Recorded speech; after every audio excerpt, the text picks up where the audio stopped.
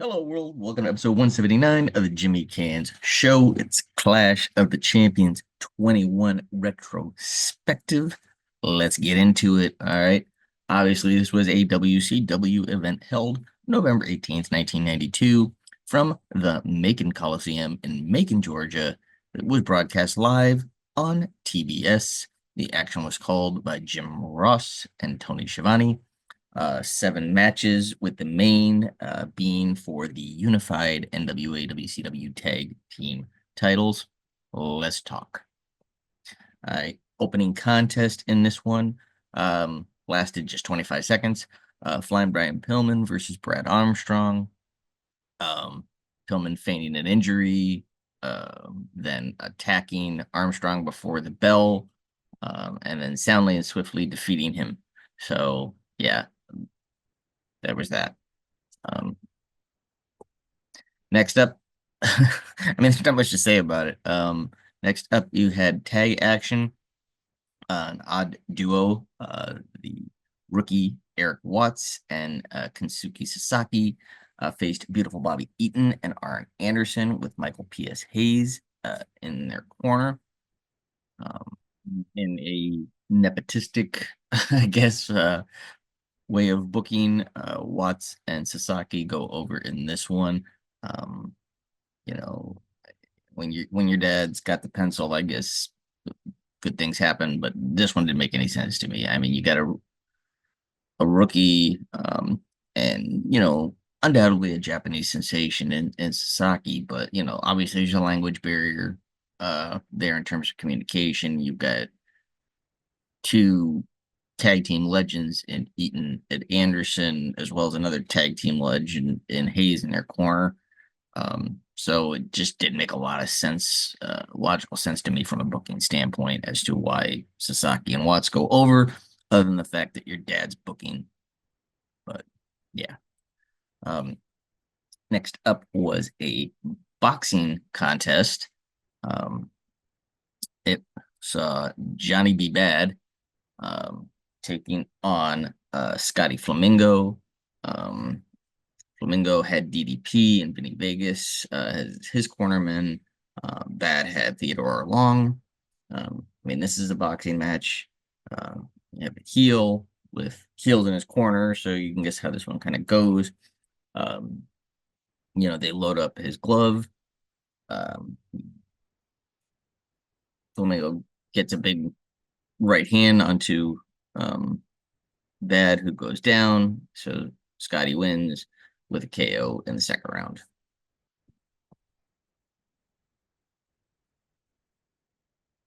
Next up was another kind of um, handicap tag action. WCW World Champion Ron Simmons teaming with a debuting Too Cold Scorpio to face Cactus Jack, Tony Atlas, and the Barbarian. Um, you got your world champion and a debuting babyface. That kind of all adds up to a babyface win here. I mean, you still have the Cactus Jack and his minions going after Simmons in the most unorganic storyline ever, in my opinion. This one just it never got legs, and I think they kept it going way too long. It was kind of funny, like they didn't even know who Scorpio was um, when he came out. The commentators, so it was pretty funny, at least my opinion. I think Scorpio was actually a substitution. I think the original plan was for Simmons to team with JYD. If I'm remembering right, and then um, he wasn't at the event for reasons, so they kind of had an audible on the fly. So yeah. Next was the intergender match with Medusa facing Paul E. Dangerously, with Michael Hayes in Paulie's corner. This one goes a full 5 minutes to a draw, and it marks Paul's final appearance in WCW. So, yeah, it was was not good. You know, Medusa obviously deserves way better than being put out there with Paul. I mean, Paul's a legend, but he's a legend with his mouth. Physicality is not what you want out of Paul. So anytime they put him in the ring, just didn't make a whole heck of a lot of sense to me. Anyway, I digress.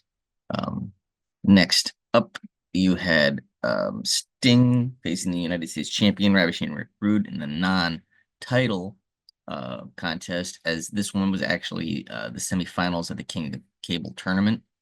Um, it was a full 20, but Sting is named the winner on judges' decisions 2-1, as Ole Anderson and Hiro Matsuda voted for Sting, while the third judge, Larry Zbyszko, voted for his former Dangerous Alliance stablemate. So um, there was that. Um, and then last but not least, our main event for the WCW NWA Unified Tag Titles. The team of Shane Douglas and Ricky the Dragon Steamboat challenging champions Barry Windham and the Natural Dustin Rhodes. Rhodes had a chance to finish off an injured Steamboat, but couldn't bring himself to do it against his friend and former partner, take advantage of an injury situation. Um, Douglas and Steamboat would go on to win the match and the titles. So kind of an oddball tandem there, honestly, if you ask me. The young Douglas and the wily veteran Steamboat, um, unusual pairing. But anyway, this one's kind of remember more for the post-match situation as an irate Wyndham turns heel on Rhodes and then also attacks the new champions backstage as well to really solidify that he's gone heel again. So um, in terms of Hall of Fame involvement in the show, there were 17 Hall of Famers. We had Atlas, Steamboat, Bill Watts is seen, uh, Double A, Barry, Ron, Mick, Medusa, Zabisco, Kevin Nash is out there, Hayes, Sting, Rude, Teddy Long, DDP, Hiro Matsuda, Heyman. If we include some others in terms of voices, you had Jim Ross. I think even Jesse Ventura was kind of around. I think he wasn't doing commentary in this one, but I think he did uh, some interviews or something. So he's around in this one. So yeah, there you have that. I mean, it was okay. Like I said, the mixed bag. Like I said, ring action was pretty solid. I mean, the opening squash match, yeah. Um,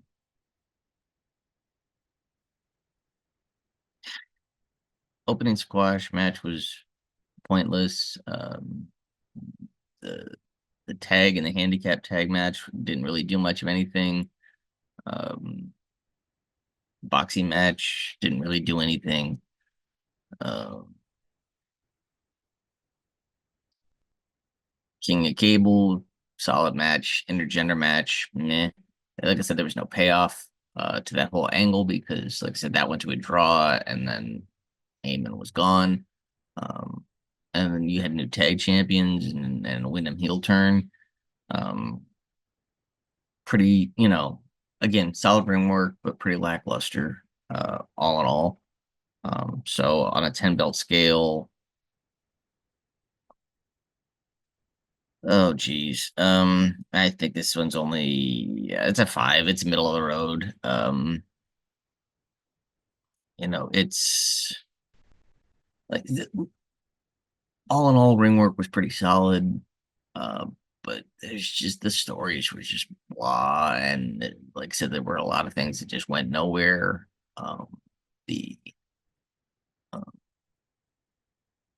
like I said, the Heyman Medusa thing they've been building and building and building and never really got any payoff because Heyman left the company. Um, he's off to Philadelphia. uh after this, more or less, we know where that's gonna go. So there's some exciting times coming up. But like I said, in terms of a WCW show, this one was just kind of bleh. So there you have it. Our next classic retrospective will be on the Survivor Series of 1992. Um, I'll get a very unique perspective on this show. We'll get into that one next time we discuss some classic wrestling. So give us a like, a share, subscribe wherever you are. Hope you're doing well. Take care of one another, and I will see y'all when I see you.